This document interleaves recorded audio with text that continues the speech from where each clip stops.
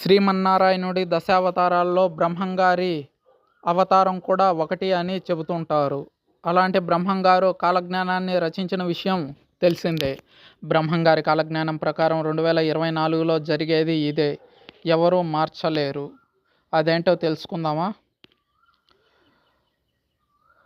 చరిత్రలో చాలామంది మనుషులు, మునులు, ఋషులుగా మారి కాలజ్ఞానం చెప్పడం జరిగింది. కానీ వారందరిలో బ్రహ్మంగారి కాలజ్ఞానానికి చాలా ప్రత్యేకత ఉందని చెప్పాలి. ఎందుకంటే బ్రహ్మంగారు దశావతారాల్లో ఓ అవతారంగా చెప్పుకుంటారు. బ్రహ్మంగారి చెప్పేటువంటి చాలా విషయాలు ఇప్పటి వరకు జరుగుతూనే వచ్చాయి. కావున ఇప్పుడు కూడా మనం బ్రహ్మంగారి కాలజ్ఞానంలోకి వెళ్ళి కొన్ని విషయాలను తెలుసుకుందాం. బ్రహ్మంగారి కాలజ్ఞానం ప్రకారం 2024లో ఎలాంటి విధ్వంసాలు జరగబోతున్నాయి, బ్రహ్మంగారు ఏం చెప్పారు, కాలజ్ఞానంలో ఏం రాసింది, కాలజ్ఞానంలో రాసినట్లుగా 2024లో ఏం జరుగుతుంది, ఇలాంటి అంశాల గురించి ఇప్పుడు మనం తెలుసుకుందాం. 2024లో బ్రహ్మంగారి కాలజ్ఞానం ప్రకారం ఏం జరగబోతుందో తెలిస్తే ఆశ్చర్యపోతారు. ఇప్పటికే బ్రహ్మంగారి కాలజ్ఞాన ప్రకారం కొన్ని విషయాలు నిజమయ్యాయి. శ్రీ పోతులూరి వీరబ్రహ్మ స్వామి రాబోయే రోజుల్లో ఎటువంటి విపత్తులు సంభవిస్తాయి అనేది ముందుగా ఊహించి కాలజ్ఞానాన్ని రచించడం జరిగింది.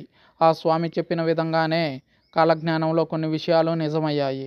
దీంతో కాలజ్ఞానం అనేది ప్రపంచవ్యాప్తంగా చాలా పాపులర్ అయింది. దొంగ స్వాముల పుట్టుక రావడం, 6 ఏళ్ల పాప గర్భవతి అవ్వడం, ఆడవాళ్లు మానం అమ్ముకోవడం, గాంధీ లాంటి మహాత్ములు స్వతంత్రాన్ని తీసుకురావడం, కరోనా వైరస్, కలరా లాంటి రోగాల గురించి ముందే చెప్పారు. అయితే బ్రహ్మంగారు కాలజ్ఞానాన్ని ముందుగానే రచించారు అనే విషయం మనకందరికీ తెలిసిందే. కాశీలోని దేవాలయం 40 రోజుల పాటు మూతపడుతుందని చెప్పారు. అలాగే నీళ్లతో విద్యుత్ దీపాలు వెలిగిస్తారని చెప్పారు. ఎద్దులు, గుర్రాలు, గాడిదలు అవసరం లేనటువంటి బండ్లు నడిపిస్తారని చెప్పారు. వీధి బొమ్మలు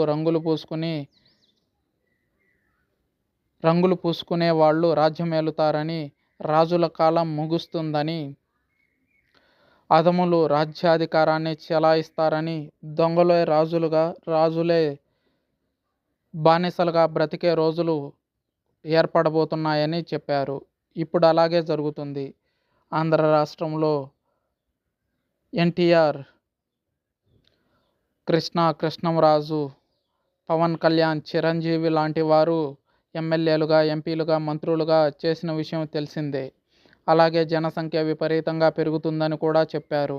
అలాగే అడవి మృగాలు గ్రామాలు, పట్టణాలకు ప్రవేశించి మానవుల ప్రాణాలు తీస్తాయని, అడవులు నశించిపోతాయని, సహజ సంపద నాయకుల చేతిలో బందీగా మారుతుందని చెప్పుకొచ్చారు. అయితే కాలజ్ఞానంలో బ్రహ్మంగారు చెప్పినట్లుగానే పైవన్నీ కూడా జరిగినవే. బ్రహ్మంగారి కాలజ్ఞానం ప్రకారం 2024లో జరిగేది ఏంటంటే 2024లో అక్రమ సంబంధాలు విపరీతంగా పెరిగిపోతాయి, అవి హత్యలకు దారి తీస్తాయని బ్రహ్మంగారు కాలజ్ఞానంలో చెప్పారు. అలాగే అన్ని వ్యవసాయ భూములు ధాన్యాన్ని ఉత్పత్తి చేయలేవు. దీనితో తీవ్రమైన ధాన్యం కొరత ఏర్పడుతుందని తెలిపారు. 2020 నాటికి ఆకాశంలో కొత్త నక్షత్రం ఉద్భవిస్తుందని కాలజ్ఞానంలో చెప్పారు. అన్ని రకాల పండ్లు రస రహితంగా తయారవుతాయి.